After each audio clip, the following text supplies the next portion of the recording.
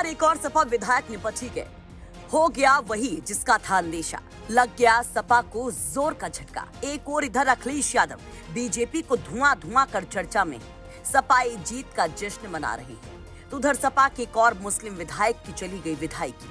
सपा के दमदार मुस्लिम विधायक का हाल मानो आजम खान के जैसा हो गया। बात उन मुस्लिम सपा विधायक की जो अक्सर अपने बयानों के लिए चर्चा में रहे।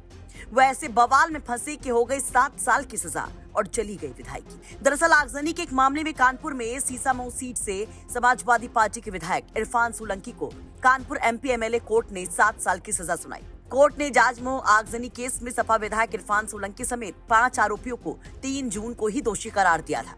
अब सभी दोषियों को कोर्ट ने 7 साल की सजा के साथ ही 30,500 रुपए जुर्माना भी लगाया है।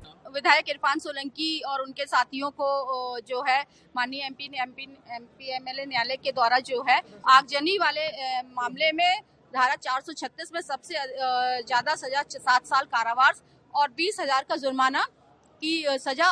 अन्य बाकी धाराओं में भी जो है 323 में 6 माह का कारावास, 427 में 1 वर्ष का कारावास और 506 में 1 वर्ष का कारावास, 504 में 1 वर्ष का कारावास और 147 में 1 वर्ष का कारावास और अलग अलग धाराओं में भी जुर्माने का सजा सुनाई गई है। कुल कितना जुर्माना लगाया गया और कितने साल की सजा अगर पूरी बात करें? कुल जो है सभी सजाएं जो हैं एक साथ चलेंगी, जिसमें कि अधिकतम सजा जो 7 वर्ष का कारावास है वो 7 वर्ष का कारावास की ही सजा सुनाई गई है और जुर्माना 30,500 रुपए का कुल जुर्माना प्रत्येक पर आरोपित किया गया है। वहीं इस मामले में इरफान सोलंकी के वकील का दावा है कि ये फैसला नाइंसाफी का है। वो इस फैसले को हाई कोर्ट ले जाएगी। अग्रिम जमानत के समय जो अभियुक्तों के द्वारा इरफान रिजवान के द्वारा जो शपथ पत्र में बातें कही गई थी, उन बातों को आधार बनाया गया है सजा के लिए, जो कि कानूनी तौर पर सही नहीं है।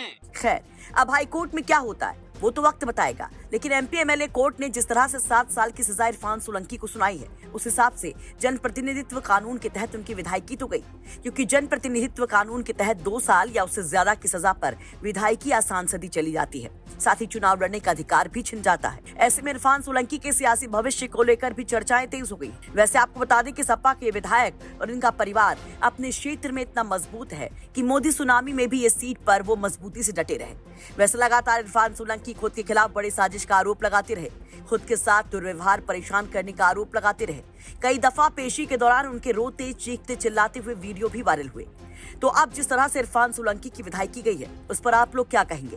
कमेंट बॉक्स में अपनी राय जरूर रखिए और तसल्ली से ये पूरा केस भी अब जान लीजिए। दरअसल इरफान सोलंकी की पड़ोसी नजीर फातिमा ने प्लॉट पर कब्जा करने की नियत से झोपड़ी फूंकने का आरोप लगाते हुए 8 नवंबर 2022 को जाजमऊ थाने में सपा विधायक इरफान सोलंकी, उनके भाई रिजवान सोलंकी समेत अन्य के खिलाफ रिपोर्ट दर्ज करवाई थी। आरोप था कि 7 नवंबर 2022 की रात 8 बजे जब उनका परिवार भाई की शादी में गया था, तभी रिजवान सोलंकी, इरफान सोलंकी और उनके साथियों ने उनके घर पर आग लगा दी। साजिश के तहत ऐसा किया गया जिससे पीड़िता घर छोड़कर भाग जाए और विधायक का परिवार उस पर कब्जा कर ले, जिस पर मामला इतना खिंचा कि अब बात पहुंच गई है विधायक की जाने तक। कानपुर से सिमर चावला की रिपोर्ट, यूपी तक।